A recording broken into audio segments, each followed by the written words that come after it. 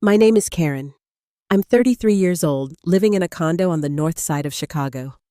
I work as a senior software engineer at a cybersecurity firm, the kind of job that sounds boring at dinner parties, but pays for the kind of life I once thought belonged to someone else.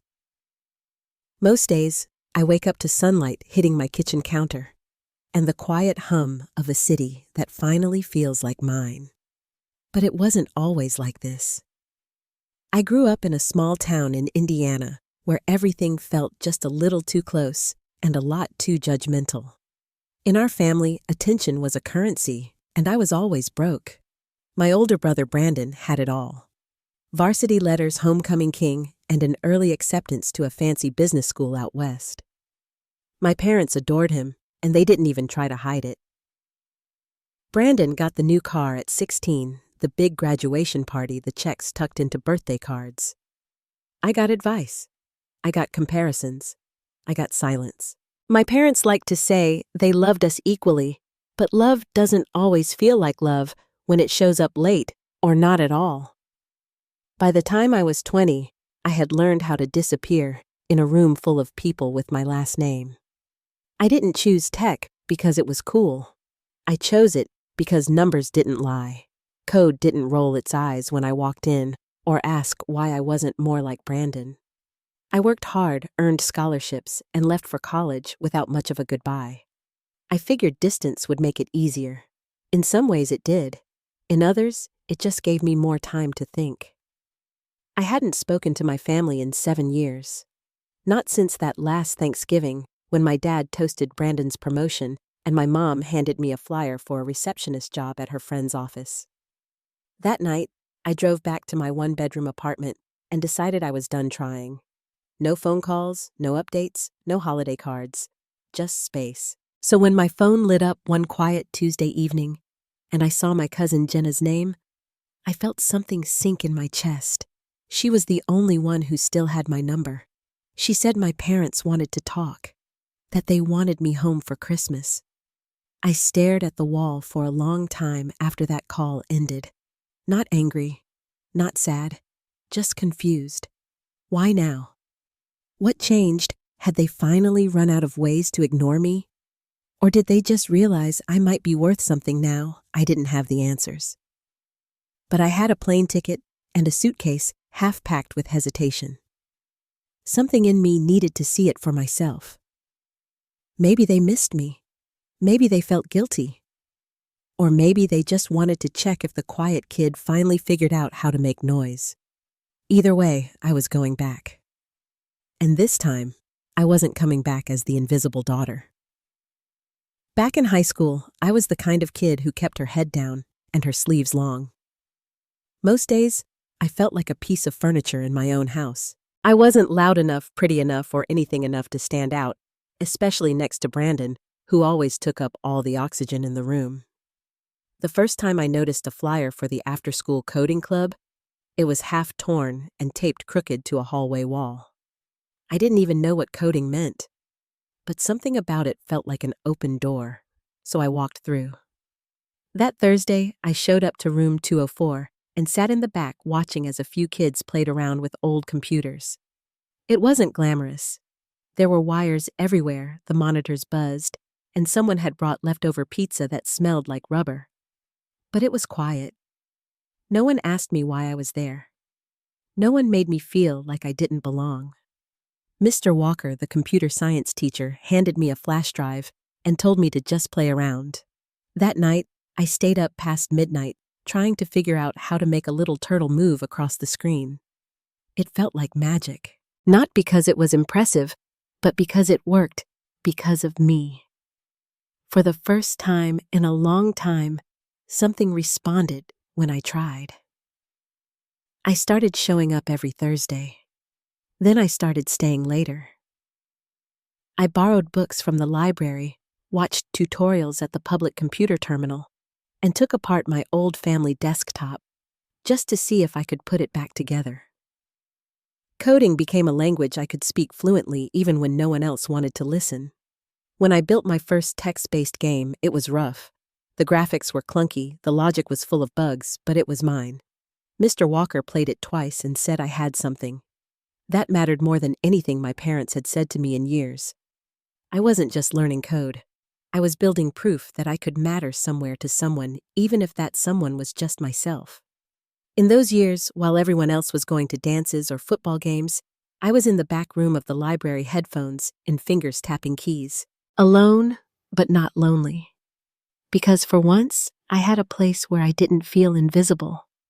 I had control, and that control was the beginning of everything. I applied to every college I could find that had a decent computer science program and a scholarship for girls who knew how to debug. I didn't tell anyone at home. I didn't need another lecture about staying local or getting a safe job. When the acceptance letter from NYIT came in with a full-ride tuition, housing, even a modest stipend, I packed a duffel bag, booked a one-way ticket, and never looked back. Moving to New York was like switching planets. Everything was louder, faster, harder. But for the first time, I was surrounded by people who didn't know my family, who didn't have expectations, who didn't care about my brother's LinkedIn profile. I waited tables, shared a dorm with 3 other girls, pulled all-nighters in the lab, and didn't miss home once. Classes were brutal, and I loved every second. I thrived on the challenge. By junior year, I was helping professors troubleshoot their research systems. Senior year, I interned with a mid-sized cybersecurity firm in Manhattan. They hired me before graduation full-time with benefits and stock options. My parents didn't even know I had graduated. They didn't call. They didn't ask. But I didn't need their applause. My work spoke louder. I helped deploy a major infrastructure patch for a financial services client in my first month. By year 2, I was managing my own team. Eventually, I was promoted to lead architect on a high-level integration for a multinational bank. The bonus from that deal was enough for a down payment on a brownstone condo in Chicago. I toured the space on a rainy Sunday afternoon, signed the papers that Friday, and popped a bottle of champagne with friends who had watched me build everything from scratch. I had arrived, not because someone finally saw me, but because I had never stopped seeing myself. Every line of code, every deadline, met every hour, no one else noticed. I carried all of it into this new life. And in that life, I wasn't the backup plan or the afterthought. I was the blueprint. It was a Tuesday night in December, the kind where the city feels wrapped in static, and every sound outside the window feels like it's coming from far away. I had just finished reviewing a report for a client in Zurich when my phone lit up. Jenna, my cousin. The last person in my family I hadn't blocked was. I hadn't heard from her in over a year, and even then, it was just a birthday text she probably copied and pasted. I didn't answer right away. I just stared at her name glowing on the screen like it didn't belong there. When I finally picked up, her voice was soft, hesitant, like she didn't want to be the one doing this. She said my parents wanted to talk. They were asking about me. They were hoping I'd come home for Christmas. I didn't say anything, just sat there in the dark, letting her words bounce around like they didn't mean much. But they did. Because it had been 7 years. 7 years of silence, of birthdays and holidays passed like I was never born. And now, suddenly, they wanted me home. Jenna didn't have answers. She just said they'd been asking around. Maybe it mattered now. I thanked her and hung up, then just sat with the weight of it. I wasn't angry. I was uncertain. This wasn't how the story was supposed to go. They weren't supposed to reach out. They weren't supposed to miss me. That wasn't their pattern. I went to bed that night without deciding anything. The thought of walking back into that house made my stomach turn. Not because I hated them, but because I didn't trust what they really wanted. People like my parents didn't just wake up one day and change. They shifted. They disguised. But deep down, they stayed exactly who they were. Still, the next morning, I found myself looking at flights. Not booking anything, just looking. And I hated that part of me that still needed something from them. Closure. Explanation. Maybe just a moment where they saw me not as a disappointment, but as a person. I didn't tell anyone. Not my coworkers, not even Ethan, the guy I'd been dating casually for a few months. I wanted space to make the decision for myself. And maybe I needed a reminder that I had the right to say no. But the thought kept tugging. What if this time was different? I thought about the condo I had just closed on, the team I led, the sense of peace I'd earned inch by inch. Did I really want to risk that calm for people who once forgot my birthday while celebrating Brandon's dog getting a new chew toy? But there was something unfinished, a story I hadn't put down completely. Maybe I didn't need them to love me the way I always wanted. Maybe I just needed to see it for what it really was, to know for sure. A week later, I packed a suitcase and booked a ticket to Indianapolis. Not because I missed them, not because I forgave anything, but because I needed to see them with the eyes I had now. Stronger, wiser, ready. Not to be accepted, just to be honest with myself. I was going home, but I wasn't going back. The house looked smaller than I remembered, like it had shrunk over the years. The siding was faded, the front porch sagged a little, and the wreath on the door was missing half its berries. When my mom opened the door, she blinked like she wasn't sure it was really me. She gave me a stiff hug that lasted less than a second. "You look different," she said, then stepped aside without asking how my flight was. Inside, the air smelled like old potpourri and lemon cleaner, the kind that tries too hard to cover up a place that's been stagnant too long. No one got up when I walked in. They looked at me like I'd shown up uninvited, like I was crashing a family reunion meant for someone else. My dad muttered something about me being early, even though I arrived exactly when I said I would. My brother Brandon came in from the kitchen with his wife, beaming like this was his big show. He introduced her like I hadn't already seen 100 photos online. She was pregnant, glowing perfect. When I congratulated them, he chuckled and asked if I was still doing computer stuff in my pajamas. I smiled. Something like that. Then came the sleeping arrangements. Brandon's old room was now his home office while they were in town. My mom handed me a folded blanket and gestured to the couch like it was a reasonable ask. Of course he got the bed. Of course I got the furniture no one else wanted. Dinner prep was loud and messy. No one asked if I wanted to help. My aunt cornered me near the fridge and asked if I still did those little code things. I told her I worked in cybersecurity. She blinked like I'd spoken another language, then said, "Well, someone has to do the boring stuff." They joked about startups and family businesses all while I stood there in silence. No one asked what I'd been doing the last 7 years. No one noticed the designer coat, the tailored slacks, the quiet luxury that wrapped around me like armor. I wasn't trying to impress them. I just wanted to be seen. But they still saw the version of me they built in their heads. The weird one. The quiet one. The girl who was good with machines but not people. I sat on the couch that night, the blanket scratchy and the air too dry, wondering why I had come back at all. Not out of regret, just disappointment that nothing had changed. I had changed. They hadn't. Christmas morning came with the smell of burnt cinnamon rolls and the sound of Brandon's voice echoing through the house. He and his wife came barreling down the stairs like kids tearing into the presents stacked under the tree. Each gift had perfect bows and shiny paper, all of them addressed to everyone but me. I sat on the edge of the couch watching as my mother gasped over a new handbag and my dad beamed at a smartwatch he didn't know how to use. I waited quietly, not expecting much, but still holding out for something.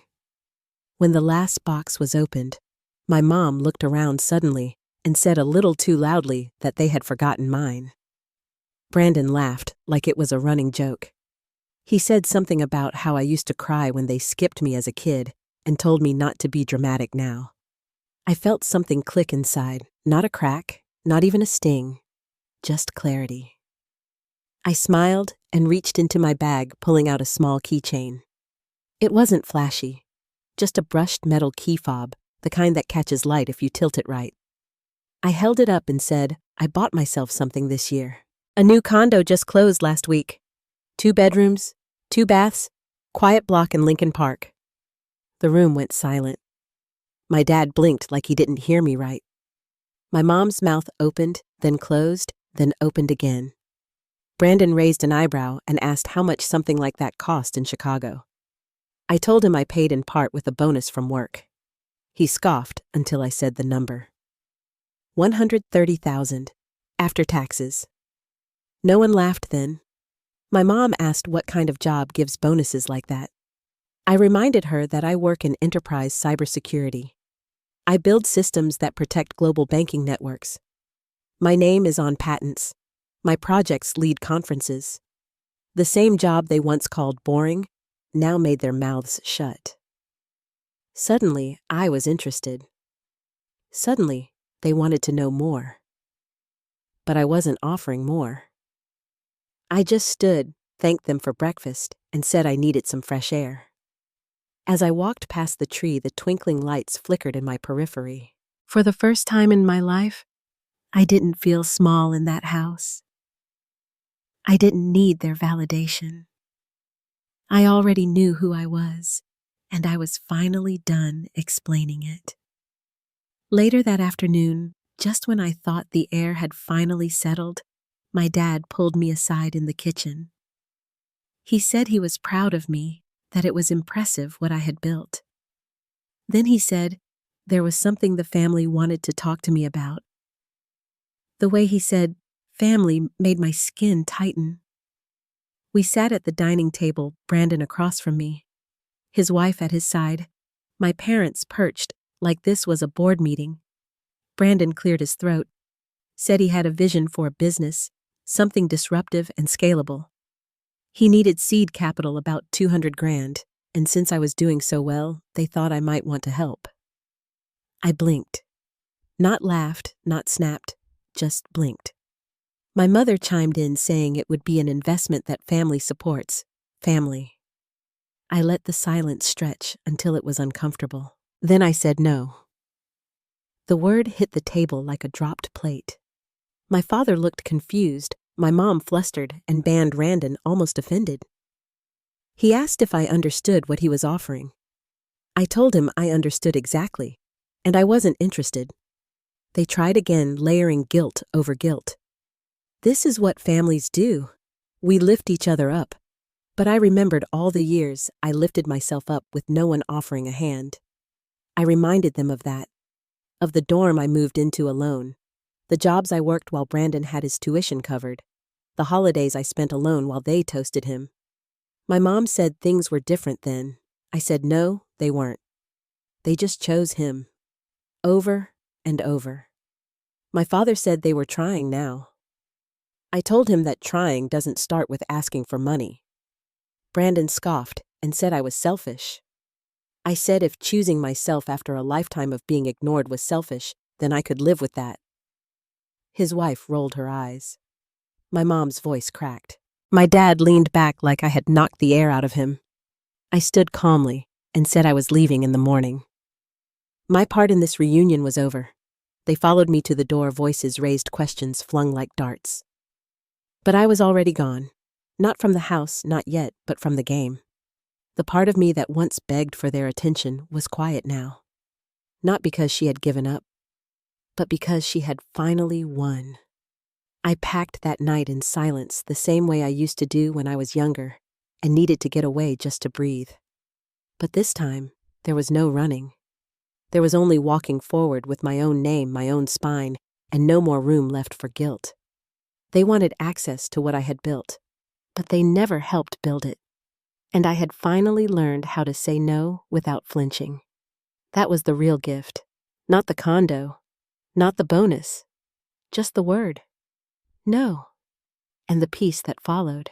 When I got back to Chicago, the silence in my condo felt like a warm blanket instead of an empty room. I made a cup of tea, opened the windows, and let the city sounds drift in. For the first time in a long time, I wasn't waiting for a message or an apology that would never come. I blocked the numbers. All of them. Cousins, uncles, aunts, the rotating parade of people who once didn't notice I existed and now suddenly cared too much. They called it dramatic. They called it selfish. But I called it necessary. Because sometimes peace isn't something you find. It's something you build with boundaries. Work picked up. I got promoted to lead engineer on a new AI security integration project, the kind of role people fight for. My team respected me. My ideas mattered. I spent my days doing what I loved, and my nights with people who saw me for who I was now, not who they decided I was years ago. Ethan became more than just someone I dated. He understood what it meant to walk away from a family that hurt more than it healed. His past wasn't identical to mine, but the ache was familiar. We didn't try to fix each other. We just made space to breathe and grow and laugh without tiptoeing around old wounds. We threw small dinner parties with our friends, the kind with cheap wine and big conversations. Lisa, my best friend from work, joked that my mom probably sensed when my salary got bumped again. I laughed. Not the bitter kind. The real kind. The kind that felt like exhaling for the first time in years. We started planning a trip to Japan. Ethan had been learning the language for fun. I kept bookmarking noodle shops and temple trails. It felt good to look ahead without a shadow behind me. No guilt. No resentment. Just movement. Just freedom. One night we sat on the balcony with takeout and talked about buying a place together. Something with space for a dog and a garden. Maybe even a guest room, though neither of us said out loud who wouldn't be visiting. I looked around and realized I had built every inch of this life with my own 2 hands, not in defiance, in design. I didn't lose a family. I found myself. And in the space they once filled with absence, I filled it with people who chose me with work that fulfilled me and with a version of myself that no longer needed permission to feel whole.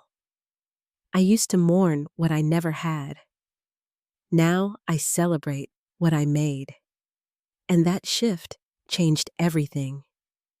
If you've ever sat at a table full of people and still felt invisible, this story was for you. If you've ever done everything right, worked twice as hard, and still got passed over, I see you. If your name was never written on the front of the envelope or the gift tag, but your silence was always expected, I've been there too. Sometimes, the hardest part isn't being rejected. It's being ignored. Being treated like your absence makes no difference. And when that happens inside a family, the place where you're supposed to be safest, it cuts deeper than most people will ever understand. But you are not alone. You are not broken. You are not too sensitive or dramatic or difficult.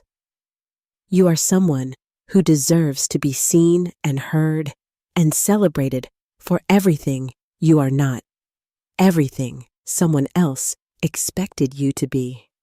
So, if you've walked away or are thinking about it, I want you to know it's okay. Choosing peace over pain is not selfish. It's survival. And sometimes the family you build will love you better than the one you were born into ever could. Drop a comment if this story hit something real for you. Share what you walked away from, or what you're building now. Let this be a space where we remind each other we don't need permission to choose ourselves. You are allowed to be your own reason. You are allowed to say no. And more than anything, you are allowed to live a life that feels like yours. Not theirs. Yours.